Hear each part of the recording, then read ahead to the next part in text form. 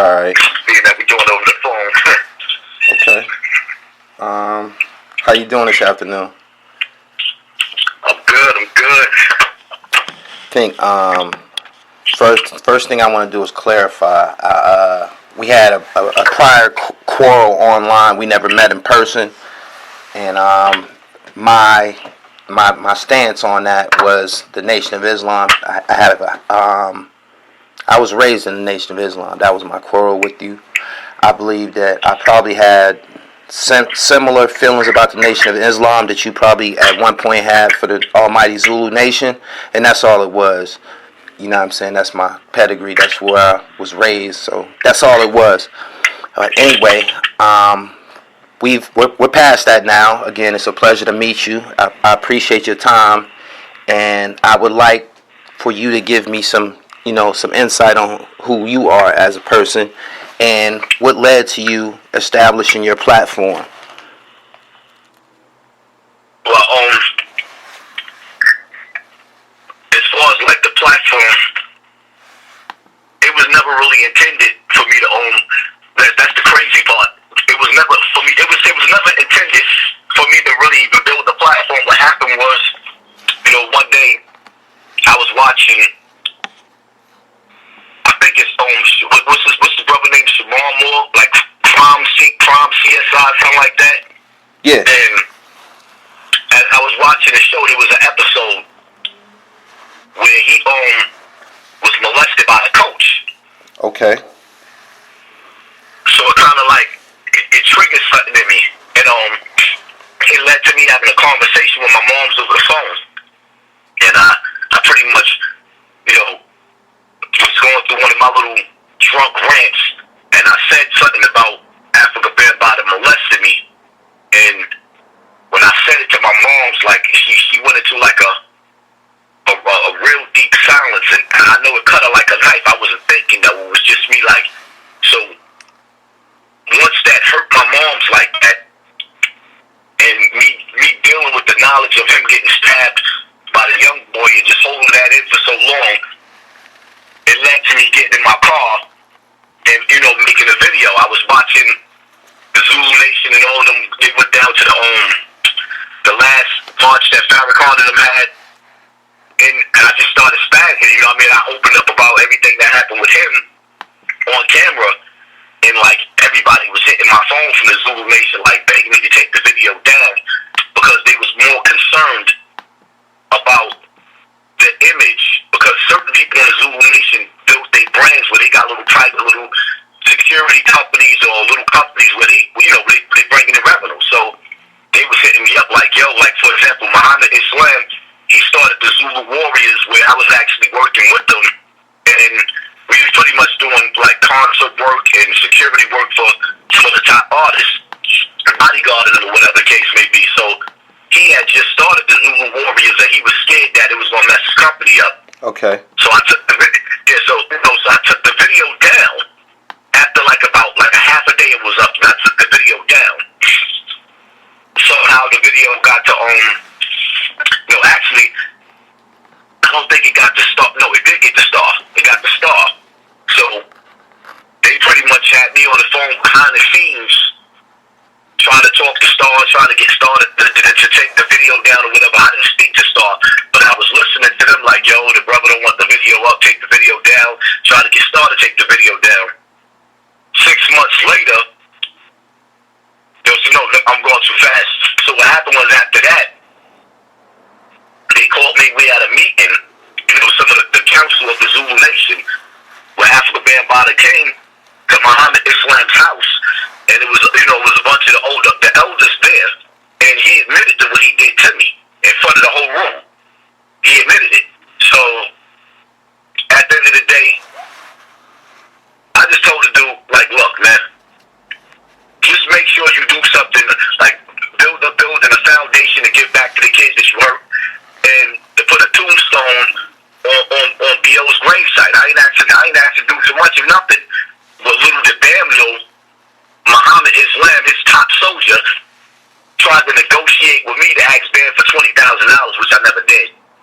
So, because Muhammad was like $16,000 behind his rent. So he thought I was just going to sit up there and basically extort them to give him some money. It didn't work out. It wasn't going to happen because I had too much love for the nigga like a father anyway. But at the same time, it was like, you know what I mean, the nigga needed to be stopped. And I knew that. We all knew that. Like, it wasn't a secret what Ben was doing. It was just whispers. Nobody was saying it out loud. Niggas was whispering it. So 6 months later, now I'm home. I get a phone call early in the morning by a real, from a strong brother, a busy brother. He was like, yo, the cat's talking about killing you. I said, what happened? He said, look at the newspaper. Now, I've been down with the Zulu Nation for a long time, but I've never met B Stinger. Okay. So when Ron Savage, when he came out 6 months later, they felt like, I guess niggas felt like me and him was together in cahoots with each other. Oh, okay. I never knew Ron Savage. Ron acted like he didn't know who I was. He knew who I was. He heard about what I did. Everybody was talking about it. He acted like he ain't never seen me. He ain't never seen the video. Everybody was talking about it. Because, you see, the YouTuber that I became, the blogger, I was like a street legend. Niggas knew me for getting busy in the street. So that's what shocked everybody. Like, nah, that ain't happened to him. Okay. It actually hurt a lot, shocked a lot of people. So when Beast Stinger came out, that was the straw, the straw that broke the camel's back right there. So hold on, Hasan. B Stinger was actually the one who went to the media because your incident never made it to the news. Nah, it made it to the news after B Stinger. Okay, all right. I got another question before we go on. You said that even though you wanted Bambataa, you wanted him to stop doing what he did, you still, like, I don't know, looked up to him in a perspective of like a father figure or something like that. Can you explain that? Well, what it is, what people don't understand, like, in the black community, a lot of people are not gonna admit it, but in damn near every family, there's that uncle, that grandfather, that pedophile that done touched all the kids, and the family act like it's cool with it. So it becomes a normal in the family. Nobody says nothing. Nobody does nothing to that uncle. We all know it's that one uncle that touched half the kids in the family. That was Africa Bambataa. But like I said, before Africa Bambataa actually started touching me, I'd have been through many different incidents with different people. So it was like I was being molested from a young age. And throughout my life coming up at Bronx River, Bronx River was a hellhole. Bambataa pretty much protected me from a lot of stuff at a young age. I was a scary little dude. I wasn't always a wild dude. I was scared to go outside. So he played on that. He played on poverty and the pain of the hood with a lot of the children that was out there. And like I said, with him, he actually helped to take care of me and my mother. Like, my mother run out of food. My mother was on welfare. My mother was crippled. So there was times she was able to work. There was times that she couldn't even walk. She had like a wheelchair. She had crutches. Her arthritis was crippling. So she had her ups and downs. You know, my mom's was sickly. You know, so more or less he took care of my family. And because of that, even when I went to jail, he took care of me. So because of that, I had a lot for the dude. But, you know, through manipulation and me being on social media, he found a way to reach out to certain platforms and have them doing exactly what they're doing now. But a lot of the stuff that's going on social media, he's behind. He's totally behind. What you feel is going on social media that could be I don't know, instigated by Africa Bambataa? What are you implying? Well, let's sit back and let's analyze, right? Let's take it back to when Sanetta.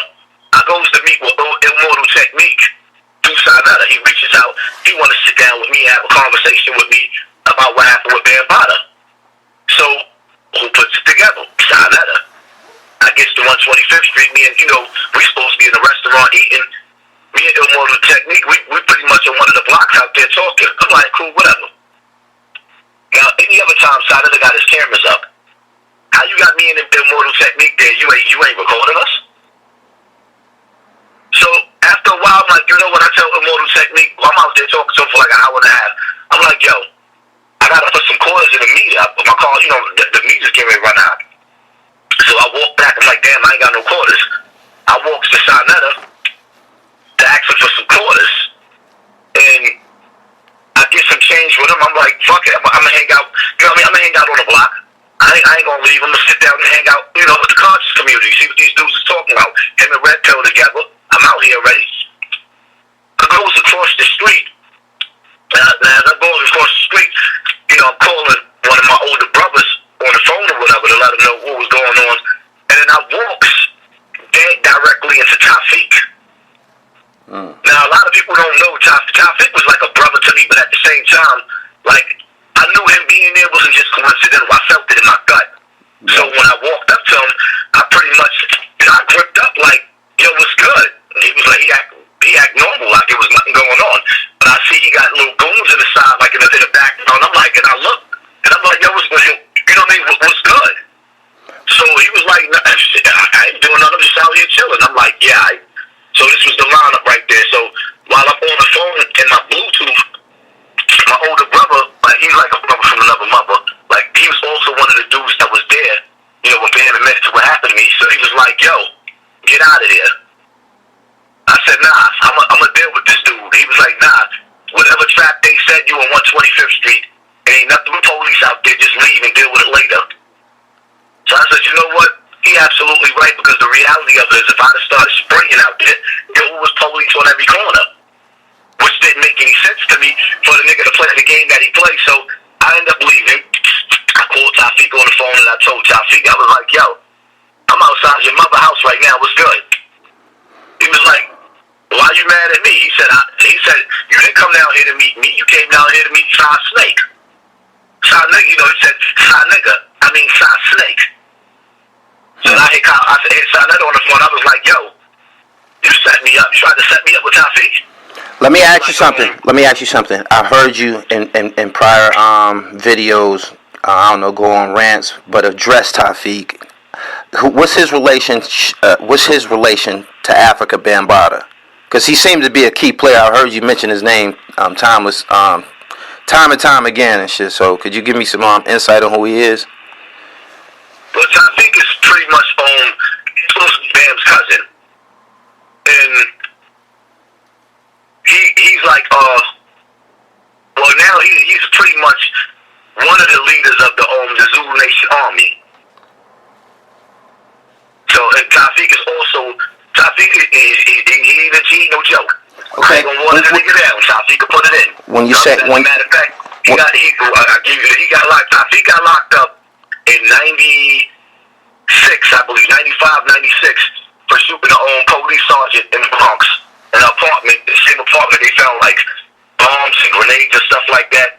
But the police somehow, they got in the apartment and I gotta say allegedly, so because he beat the case anyway, but still, the police was already in the apartment. So when he went to the apartment, he heard the walkie-talkies or whatever. I guess they started exchanging fire. He hit a sergeant or whatever the case may be, and he went to jail for a murder. So he was fighting the case, a body that some Puerto Rican kid told on him with.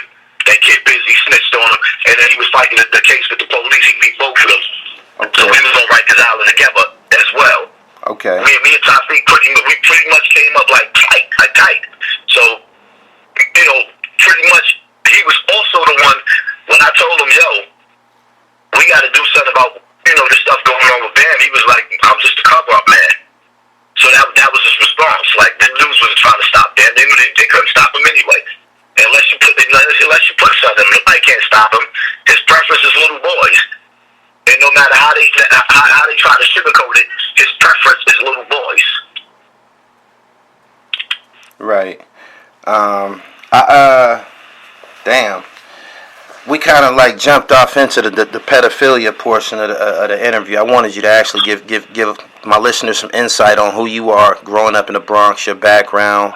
I'm familiar with your story loosely. It's patchy, you know. You go in different directions at times and shit. You know what I'm saying? You got an unorthodox dribble. You dig?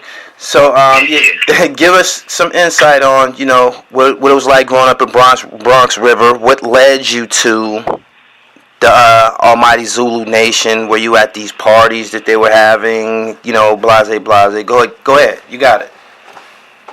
But I mean, it's like in Bronx River, you pretty much damn near you're born into the Zulu Nation. The whole Bronx River, not the whole. The majority of the Bronx River was Zulu, but my generation started breaking away from that. Even though Zulu was still strong, but my generation, like certain dudes of my generation, just started, in the early 90s, niggas started doing their own thing. Like Bridget having their own, every building had its own little crew. So, one of my bigger brothers, that I looked up to was two of them actually. Like before I started running wild, I was looking up to certain brothers, like, cause these dudes B.O. was a street legend. Like, Yo was like straight hardcore on the street, and then you had Jerry. Jerry was just knocking everybody out, undefeated. Nobody could beat him. He was in my eyes, nobody couldn't beat him. He was Superman to me. B.O. was Superman to me. So that just encouraged me to be a certain type of way. Plus in Bronx River, it's like, come on, New York in the early 90s. People say whatever they want to say about New York now, but New York in the early 90s, we was the most unique. Like the flyest, we had so many different styles that made New York what it was. That's like when you sit back and you look at Heavy D, he had his own style. You look at Method Man, he had his own style. You look at Big Daddy Kane, Rakim, we had some of the illest dudes. So growing up in Bronx River, at any given every other weekend, you would run into LL Cool J in the center. You would run into Ice-T. I've been around Ice-T quite a few times. Ice-T in the center. Like anybody that was somebody in the early 80s and 90s was in Bronx River. So it's like when we turned up and we partied, nobody partied like us. Right. Was B.O. when B.O. was living? Was B.O. familiar with what happened with you and Africa Bambaataa? Nah, B.O. didn't know that. Okay. He didn't know that. Because if he knew what happened to me, it would have been a problem. It would have definitely been a problem. I'm not going to say that he never heard of what was going on prior to me. I wouldn't say that, but he didn't know that actually happened to me. Okay. Let me ask you about the pictures that I seen. You have pictures. You have pictures with Africa Bambaataa as an adult. Explain how could you take a picture after this happened as an adult, after going through prison and everything and establishing a different set of morals and beliefs. How do you come back as an adult and take a picture with him? He's a pedophile. You wouldn't take a picture with a pedophile in prison, so why would you take a picture with a pedophile on the streets? Namely, your accuser.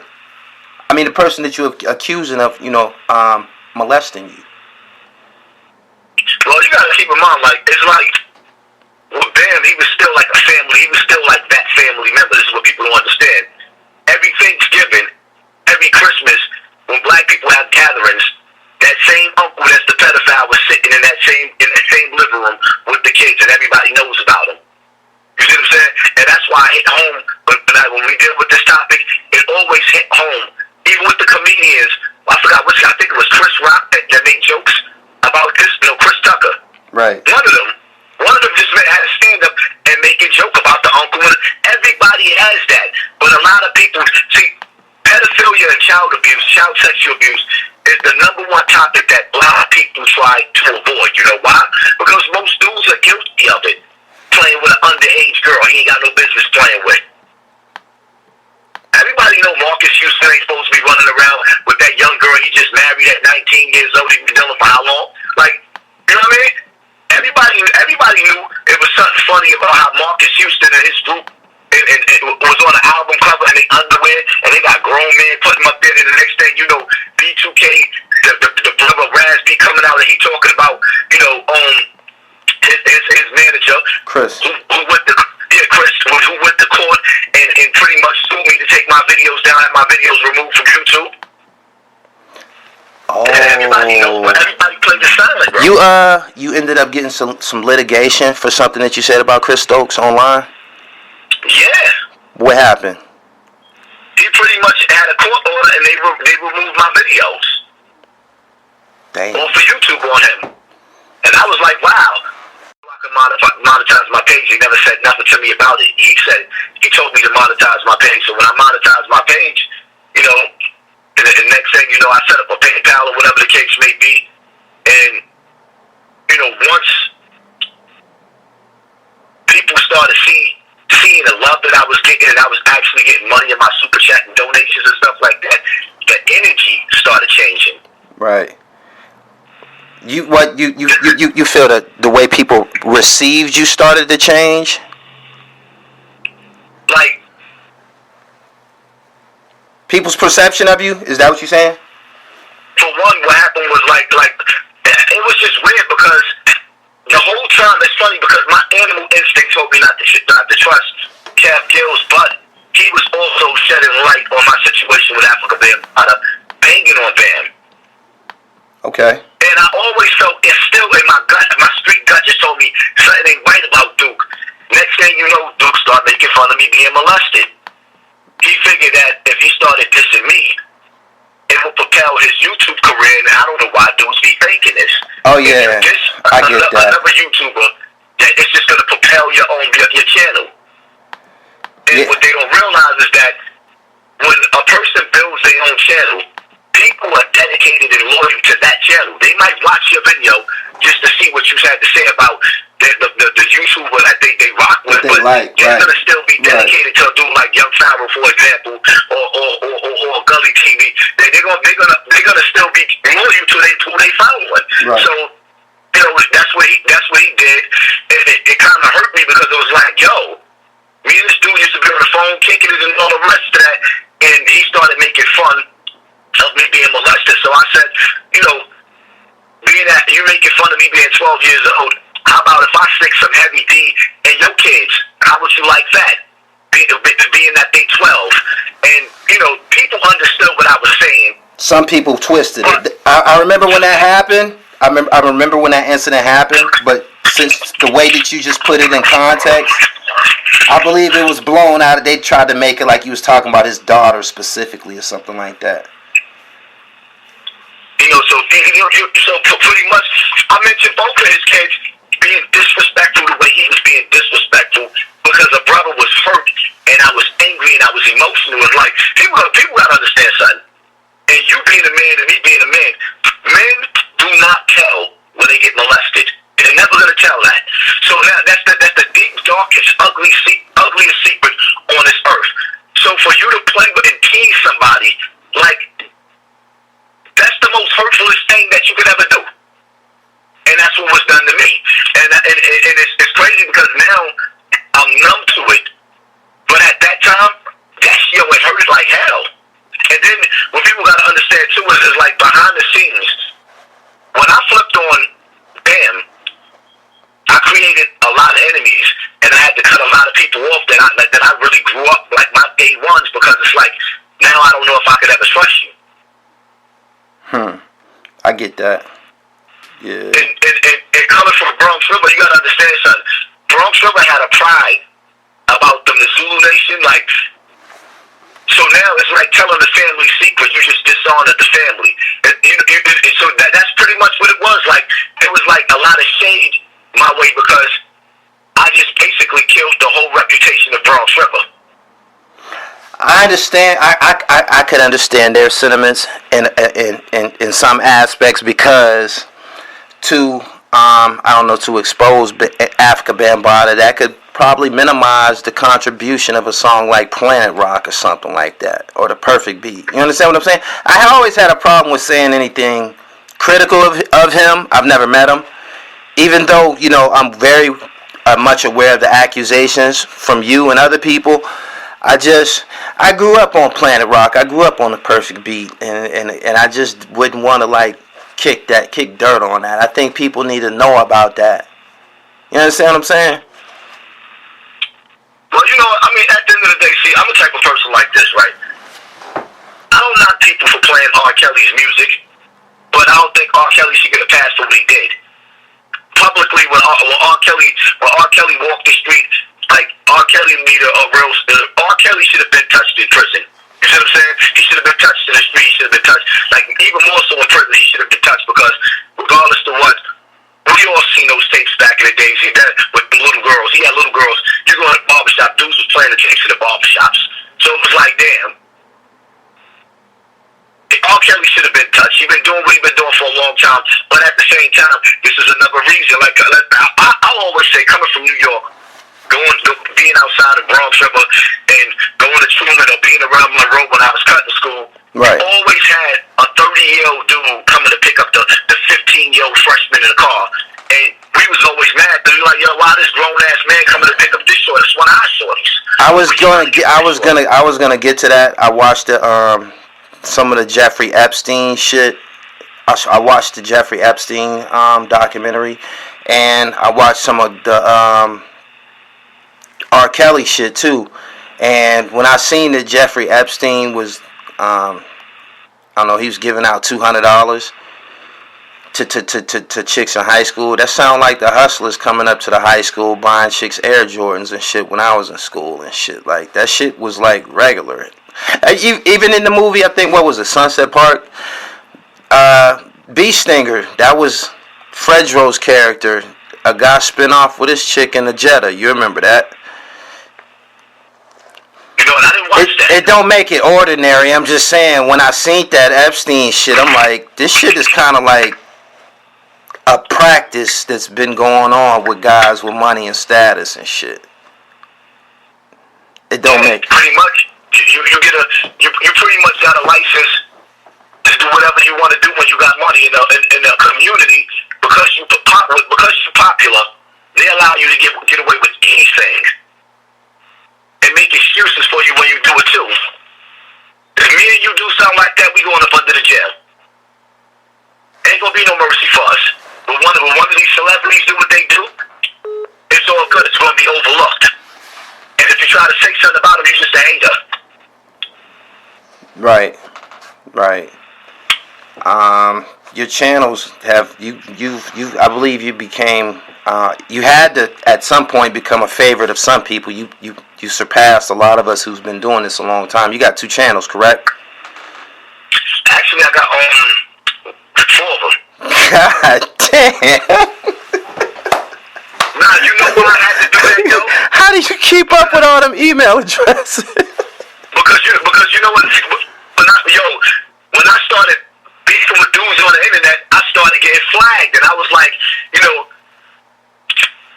I didn't know how to appeal and do none of the rest of that stuff, but Lily learned how to do that, so she would be the one appealing all the stuff, and YouTube would come back to making decisions, and some of those strikes almost knocked. Now, it was one time, no, twice, I had to take heavy video on my page and put it on private because I had 2 strikes in one day. They had to wait for the appeals to come back. So I was like, you know what? That's what helped me to grow. I started building the real topics, and they started flagging that page after a while, like flagging it.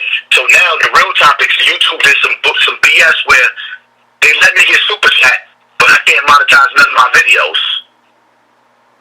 Yeah, damn. Okay. So overall, what do you think that it was? Has YouTube been a blessing for you? You've been able. Is it therapeutic for you? You've been able to share your story, as well as earn some revenue. Obviously, we watched your progression with the Sherlins and shit like that, man. Where you be copping all them leathers at? We seen. I believe people had a problem with that. You started flossing on us a little bit. Now, you want to know what's funny?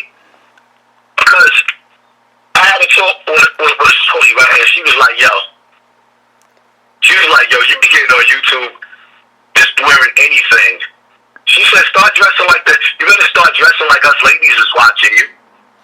So I said, you know what? Because I didn't give a damn. I was going up there rugged. I didn't care. So when she said that, I was like, alright. Yeah, the ladies is watching. Let me stop stepping it up a little something. Because it's like, one thing that pisses me off about these birds, right, is that they make it seem like a dude was just sitting around in the projects with a 40 in my hand with no bread. I was always eating. You see what I'm saying? Okay. Like, the dudes don't even understand. Like, I was, first of all, me being in the dog game alone, sometimes dudes will sell a dog for $250,000. One dog. Dudes don't understand that. Depending on what bloodline you have and what breedings you do, you can make anywhere from $2,500 to $10,000, $30,000, $40,000, whatever you want for that puppy. They would never understand it because they would never spend that kind of money. But you've been around niggas with money, so you can understand that. Dudes that ain't never had no money, they can't understand that. So I've been eating on top of the fact that my wife make bread. Not to be funny, Gully, I don't fuck with them broke bitches. Okay. So if I ever fall off my feet, I'm not gonna ever be like these niggas running around. I don't mess with broke chicks. If I ain't got no money and you ain't got no money, we ain't gonna do another fight. Let me ask you about the situation with Derek. That was the guy's name, right? Yeah. What was that about, my nigga? Well, like, if you felt that he was being, I don't know, perverted or violating some man codes, why did you continue to interact with him? I'm asking you a few questions that people generally would like to ask. I didn't continue to interact with him. What happened was he left his property inside my car. So that was just a quick. He came up here 4 times. I curved the dude, but after a while I'm like, yo, this your mod right here. This dude holding you down in the comment section. You know what I mean? Go meet up with the dude. So I went and checked him. I was like, let's go slide over the Steppins or whatever the case may be. Get some buffalo wings and some of the Long Islands. Now, the Long Islands the Long Islands and Steppins. So when I tell you, that shit knocks you on your ass. Right. And I'm like, you know what? We got some Long Islands. So when a nigga got drunk, he just started getting real weird or whatever the case. And I started noticing little things about him. Like, the nigga is like the drunker he got, the more feminine he got. So I was like, it was just kind of weird. But I'm like, all right, no problem. Now it's time for us to leave. We get outside or whatever the case may be, and it just got weird. I don't know what it was, but I snapped on a nigga, or whatever the case may be. I ended up slapping him up, and I'm like, yo, my paranoia.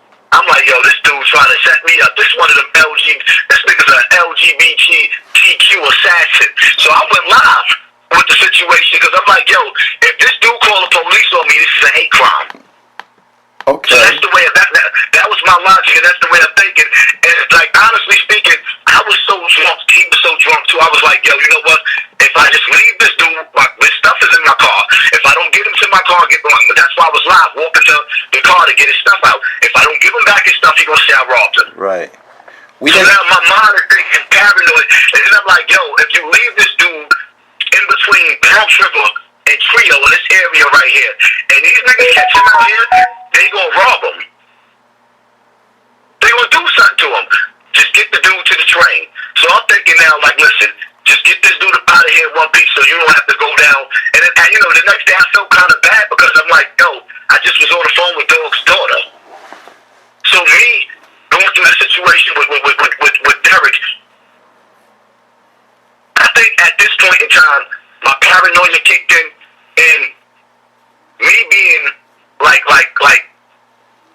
funny style towards the LGBTQ community because of what I've been through. Like I just like that's not my cup of tea. And he had a gay aura to him, and then he started getting a little aggressive. And I'm like, yo, why you touching me?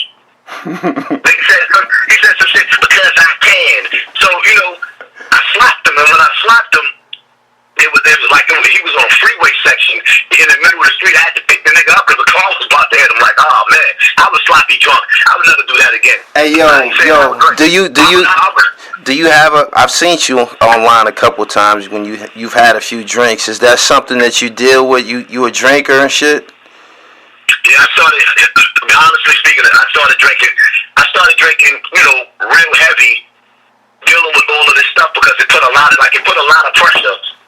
It's like this, right? Like even with my moms, at some point in time, me and my moms had a real strain on our relationship because of all of the publicity I was getting. There was things being said about her also as a mother, and what I will say about my moms is my mom's did her best for a single mother, raising 6 kids by herself. So she wasn't perfect, but she had to deal with all of the scrutiny behind what happened to me. So it put a strain on me and my mother's relationship, and then it also put a strain on a lot of other relationships relationships I had with people that was really, really close to me. So it was like a real depressing feeling because it's like pretty much everybody being dead to you. I had to isolate myself. And then, pretty much it's also around the time I done lost brothers that closest friends that got murdered or got life in jail and got locked up for the feds. So I felt like at a point in time I was really lonely out here, like isolated myself, being picked on or through the internet, people making fun of what I was going through. It was a lot. So I'm hitting the bottle like crazy. Okay, yeah, it took nerve to come out and share your story with a bunch of strangers. I mean, it's probably difficult confessing, what happened to you to one person, but you actually shared it with a bunch of strangers, and everyone has to commend you for the strength that was involved in that endeavor. I want to switch lanes for a minute. Let's talk about something a little bit more current. Tell me how you feel about the arrest of those who allegedly killed Jam Master Jay. Disgusted. I feel totally disgusted because from what I'm understanding and what I'm hearing is like one of the dudes used to sleep on his couch,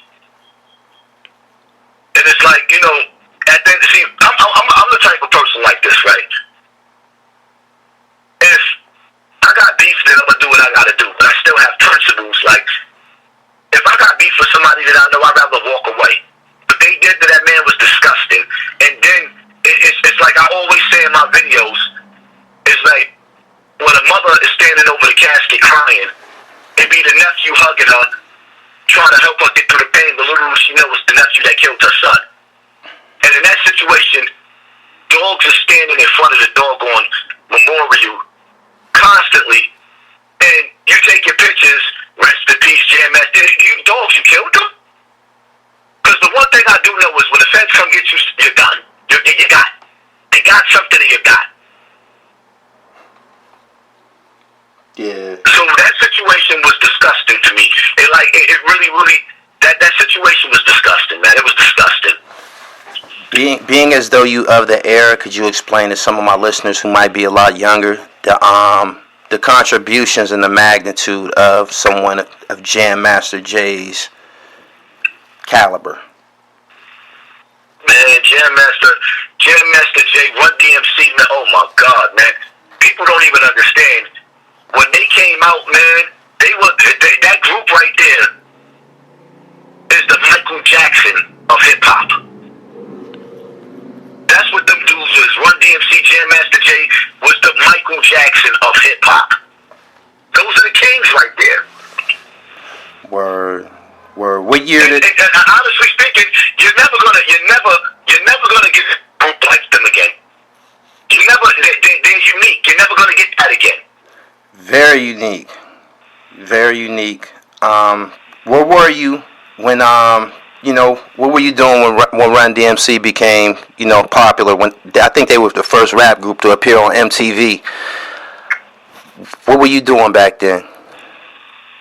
Man, I was a little kid. I wasn't able to do nothing but just sit up there, ride my BMX bike, play Skelzy, and listen to my favorite song. He told me to walk this way. That joint was crazy. Talk this way. Right. Oh, man. Right. It seems that there's been the violence in hip hop is really getting out of control, as well as the violence that's gripped the country with the police shootings and everything. Can you I got a question for you. Do you agree with how Homeboy acted in Kenosha, Wisconsin during the arrest by the police? I mean, he was shot, but do you agree with his conduct during that whole situation? Well, what I say is, I think that the brother was a little bit emotional. He did a good job as far as breaking up a fight. From what I understand, he was breaking up a fight out there, doing good work. But at the same time, brothers got to understand, there's a procedure, there's a way that you carry yourself when you got a gun aimed at you. And once those police pulled that gun, he had to understand that you was engaged in war. So now you got to humble yourself, or you got to go all the way out. When he opened up that car door, and he stuck his hand in that car door, regardless of what, if I had the gun, I would have shot him too. Because me being behind you, I don't know what you're going in that car for. That's just, it is what it is. Like, if I I'm beefing with a dude, I might not want to shoot you, I'm talking to you, but when you open up